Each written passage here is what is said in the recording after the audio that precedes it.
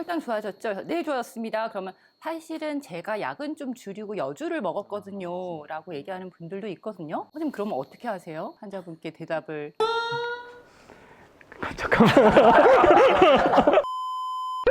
안녕하세요. 인하대병원 내분비내과 조용인입니다. 대한당뇨병학회에서 주관하는 당뇨병 바로알기 프로젝트 당뇨병의 정석 유튜브 채널, 이번 시간에는 당뇨병 경구약에 대해서 저명하신 두 명의 교수님을 모시고 함께 이야기를 나눠보도록 하겠습니다.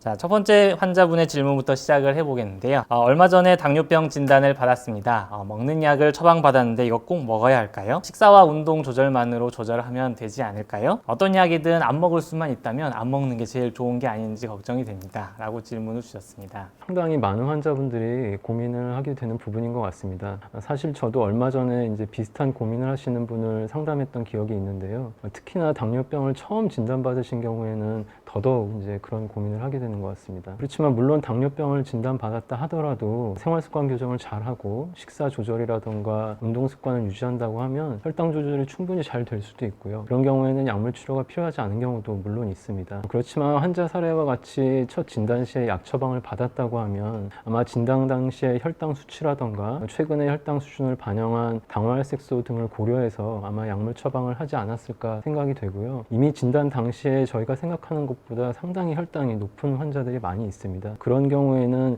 적극적으로 약물 치료를 유지하면서 혈당을 안정화시키는 것이 매우 중요한 부분이라고 할 수 있겠습니다. 저도 진료실에서 처음 당뇨병을 진단받고 이제 약을 시작해야 되는 환자분을 만나면은 환자분과 심도 있는 이제 대화를 하게 됩니다. 이제 약을 정말 꼭 먹어야 됩니까? 라는 질문이 반드시 나오게 되는 것 같습니다. 그런데 이제 주치의가 약 처방을 했을 때는 분명히 혈당이 너무 높다든지 하는 이유가 있기 때문에 약을 복용하는 것이 맞고요. 또 약을 지금 복용한다고 해서 계속 복용해야 되는 것은 또 아닙니다. 네, 좋아지면은 저희가 약을 또 줄이게 되고 또 약을 중단한 상태에서 식사 운동 조절만 하는 경우도 있죠. 네. 그래서 다시 한번 말씀드리고 싶은 것은 우리가 약물 치료를 시작했다 하더라도 식사를 잘 조절하고 또 나의 지금 어떤 운동 습관을 유지하려는 노력, 이런 생활 습관 교정은 굉장히 중요하기 때문에 약물 치료와 함께 이런 생활 습관 교정이 잘 병행돼야 한다는 점을 다시 한번 말씀드리고 싶습니다. 자, 다음 질문입니다.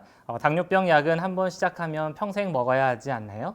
그럴 바에는 당뇨에 좋다고 알려진 돼지 감자, 여주, 노니 등과 같은 천연식품이 더 좋지 않을까요? 라고 질문을 주셨습니다. 정말 그럴까요? 네, 당뇨병 약제, 경구약제를 포함해서 인슐린 주사 치료를 하더라도 한 번 치료를 시작했다고 해서 평생 꼭 유지해야 되는 건 아닌 것 같습니다. 선생님 경험이 많이 있으시죠? 그쵸.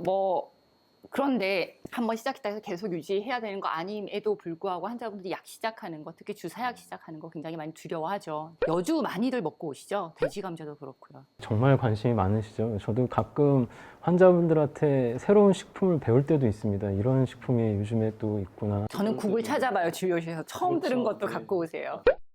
그런 식품들 중에, 천연식품들 중에 물론 혈당을 일부 좀 떨어뜨리는 효과가 있는 게 있기도 한데요. 그렇지만 무엇보다 중요한 건 이게 대부분의 사람들에게 효과가 있는지, 그리고 무엇보다 안전한지, 이런 효과와 안정성이 명확히 검증되어 있는 경우가 많지 않습니다. 제 환자분들 중에서 이제 여주 드시고 오셔서 혈당 많이 좋아지지 않았나요? 라고 이제 물어보시는 분들이 있어요. 어떤 분들은 혈당 좋아졌죠? 네, 좋았습니다. 그러면 사실은 제가 약은 좀 줄이고 여주를 먹었거든요. 라고 얘기하는 분들도 있거든요. 선생님, 그러면 어떻게 하세요? 환자분께 대답을.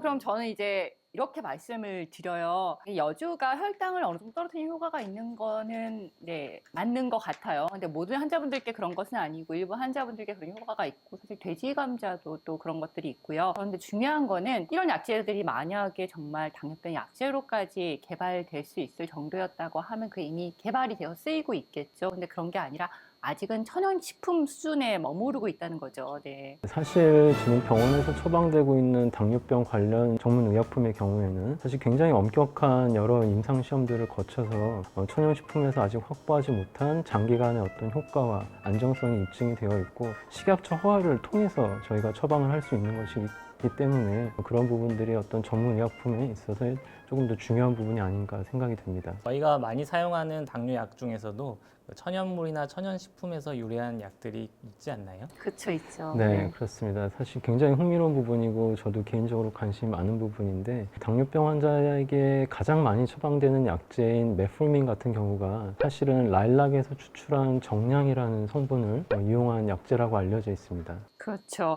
그 메폴민 같은 경우에는 사실 당뇨병 환자한테 가장 처음 보통 시작하게 되는 이제 약제여서 대부분의 당뇨병 환자들이 복용하고 계시는 약제인데요. 그 메폴민 말고도 최근 들어서 정말 핫한 신약이라고 할 수 있는 약제가 있는데 그 약제도 아마 천연물에서 처음에 개발되기 시작했죠. 네, 그렇게 알고 있습니다. 사과나무 껍질에서 추출한 성분을 이용한 약제로 알고 있고 예전에 아마 인디안들한테서 이렇게 해열 효과가 있던 약제로도 예전에 알려져 있었는데 그게 이제는 당뇨병 약제로 응용이 돼서 당뇨병의 합병증뿐만 아니라 혈당 조절에 있어서 굉장히 중요한 약제로 인식이 되고 있는 것으로 알고 있습니다. 그 약제가 처음에 이제 혈당을 좀 떨어뜨린다라는 것들이 마치 어떤 허브 메디케이션처럼 알려지기 시작해서 일반인들이 사용을 했었는데 이렇게 혈당만 떨어뜨리면 좋겠는데 다른 여러 가지 부작용들이 이제 계속 보이니까 혈당을 떨어뜨리는 당뇨병 약제로는 사용이 되지 못했었죠. 그런데 그거를 이제 여러 제약 회사들이 화학 구조를 변형을 시켜서 약제의 효과는 높이고 안정성은 확보해서 독성은 떨어뜨리고 이런 과정을 이제 밟아서 당뇨병 약제로 개발이 됐죠. 네.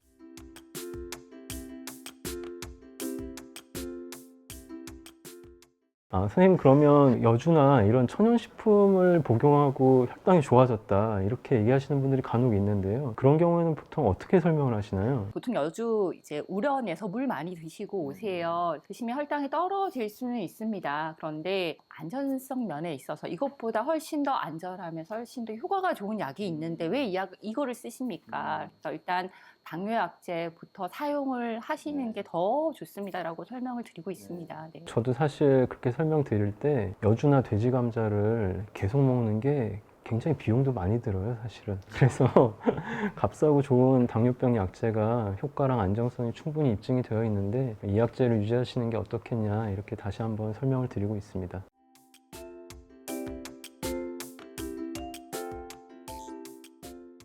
네, 감사합니다.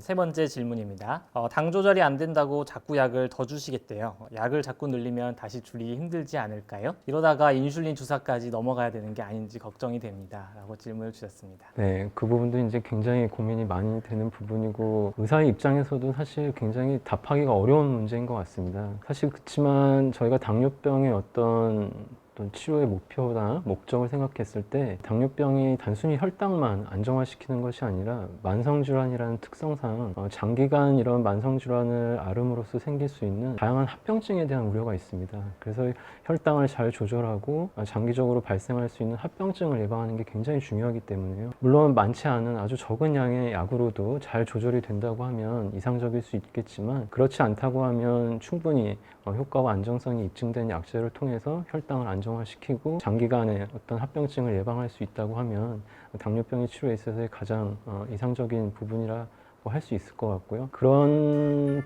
어떤 혈당 조절을 위해서 최근에 어떤 조기에 인슐린 치료를 한다든지 아주 초기에 적극적인 혈당 관리를 하는 것이 굉장히 중요하다고 강조가 되고 있습니다.